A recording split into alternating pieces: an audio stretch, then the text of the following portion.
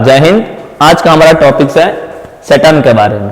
किसके बारे में? सैटर्न। सैटर्न को हम हिंदी में शनि ग्रह के नाम से जानते हैं। देखिएगा, अगर सोलर सिस्टम की बात करें तो सोलर सिस्टम में जो एक्सटर्नल ग्रह है, मतलब कि एस्टेरॉयड बेल्ट के बाद से जो ग्रह है उस पर दूसरे नंबर पे आता है। ठीक है ना। फर्स्ट नंबर पर अगर हम लोग बात करें तो प्लेनेट में सबसे पहला प्लेनेट आपका मरकरी आता है, दूसरे नंबर आपका वीनस आता है, तीसरे नंबर पर आपका अर्थ आता है, चौथे नंबर पर मार्स आता है और पांचवें नंबर पर जुपिटर और 6 नंबर पर आपका होता है सैटर्न आता है। लेकिन हम लोग आउटर प्लेनेट के बारे में बात करें तो ये दूसरे नंबर पे आता है। इसकी सबसे बड़ी क्वालिटी क्या है? इसकी खूबसूरती। देखिएगा कि ये हमारा जो सैटर्न है इसके बाहर काफी खूबसूरत सा क्या है? रिंग है। तो रिंग सर ये है कि एक्चुअली यहाँ पर 7 रिंग्स है। इसे दिखाने के लिए आपको 1 2 दिखाई दे रहा है, लेकिन ये आपका जो रिंग्स है इसकी रिंग की संख्या 7 है। ओके, आइए इसके बारे में कुछ और डिटेल्स के बारे में बात कर लेते हैं कि अगर हम लोग इसकी ग्रेविटी की बात कर लें तो जितना अर्थ का ग्रेविटी है उसके अर्थ ग्रेविटी से बहुत ही कम क्या है? सैटर्न का क्या है? ग्रेविटी है। दूसरी सबसे बड़ी बात है कि ये भी आपका एक गैसियस प्लैनेट है। इतना हल्का है कि अगर हम लोग इस सैटर्न को उठाकर अगर पानी में रख देना तो पानी में क्या होगा? बहुत अच्छे से क्या होगा? तैरने लगेगा। जैसे कि कागज पानी में तैरता है ना, अगर किसी कागज को नाव को हम लोग पानी में रख देते हैं तो कागज का नाव बहुत आसानी से आपका जो है क्या बोलते हैं पानी में तैरने लगता है। ठीक ये भी क्या करेगा? बहुत आसानी से क्या होगा? पानी में तैरने लगेगा। और सबसे बड़ी बात क्या है कि इसकी अगर बनावट करें, जैसे कि हम जानते हैं कि पृथ्वी जो है आपकी जो है रॉक से, सोयल से, मिट्टी से क्या मिलकर बनी हुई, लेकिन यहाँ पर क्या है? इसके जो सरफेस में सिर्फ हाइड्रोजन और क्या है? हीलियम गैस का क्या है? मिलने से क्या हुआ? इस प्लेनेट का निर्माण हुआ है।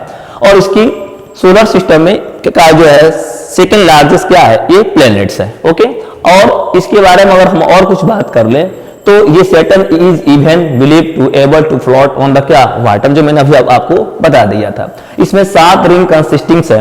लेकिन अब बात करते हैं कि 7 रिंग बना कैसे। तो इस जो रिंग्स जो है इसके चारों तरफ चक्कर लगाते हैं और इस रिंग में आइस मतलब बर्फ, डस्ट, रॉक पार्टिकल्स हैं। रिंग्स आर 100 और 1000 kilometre wide in the total. माने इसकी चौड़ाई की बात कर ले, जैसे मान के चले हम लोग यहाँ से बात करें तो कह सकते हैं कि दिल्ली से अगर हम लोग लखनऊ की बात कर लें तो दिल्ली से लखनऊ के बीच की दूरी आपका 600 किलोमीटर की है। ठीक उसी तरह से अगर हम लोग डिस्टेंस की तौर पर बात कर लें तो हम लोग दिल्ली और पटना की दूरी की बात कर लें तो लगभग 1000 किलोमीटर क्या है? चौड़ाई है।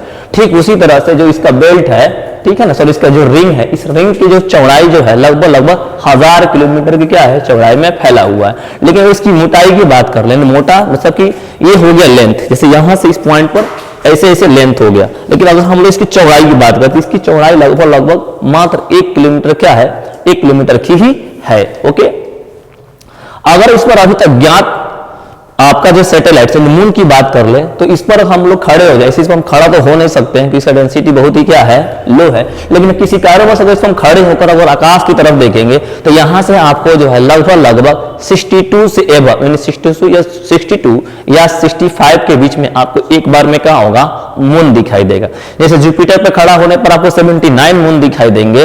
ठीक इसके पास जो है अपना खुद का 62 क्या है? मून है। ओके, अब इसकी कुछ और विशेष बातें कर लेते हैं। विशेष बातें क्या है कि अगर हम इसकी बात कर ले मास की, इसका मास जो है 5.6836 इंटू 10⁻26 क्या है? इसका मास है। ये भी पृथ्वी से क्या है? ज्यादा क्या है? भारी क्या है? ग्रह है।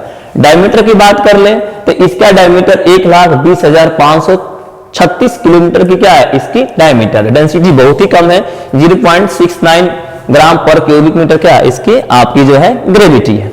अब बात कर लेते हैं सूरज की दूरी, क्योंकि हम लोग सोलर सिस्टम की बात करते हैं तो किसी भी हम लोग प्लैनेट्स की बात करेंगे तो सेंटर में सन का होना बिल्कुल क्या होता है? जरूरी होता है। लेकिन अब हम बात कर रहे हैं कि अगर हम लोग आपको जो है सूरज से और सैटर्न के बीच की दूरी देखा जाए तो इसकी दूरी कुछ इस प्रकार से है। देखिएगा कितना है इसकी दूरी?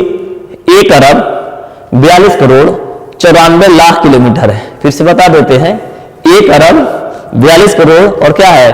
94 लाख किलोमीटर क्या है? इसकी दूरी है। और इसकी रोटेशनल पीरियड बता देते हैं, यानी दिन।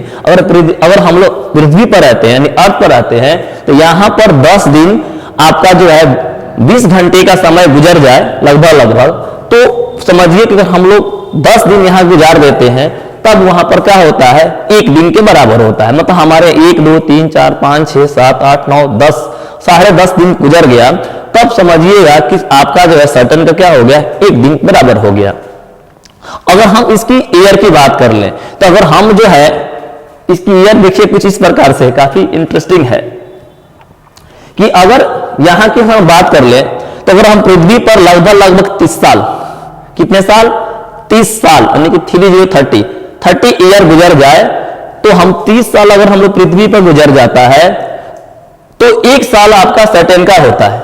आसान भाषा में फिर से एक बार बता देते हैं, अगर कोई बच्चा सैटर्न पर जन्म लेता है और एक कोई बच्चा क्या होता है कि आपका जो पृथ्वी पर जन्म लेता है, तो सैटर्न पर अगर 1 साल का होता है तो पृथ्वी पर आएगा तो कितने साल का हो जाएगा, 30 साल का हो जाएगा। यानी आसान भाषा में समझेगा, अगर हम लोग 30 साल पृथ्वी पर गुजार लेते हैं, उस कंडीशन में सैटर्न का सिर्फ क्या होता है, 1 साल होता है पृथ्वी के अनुपात में।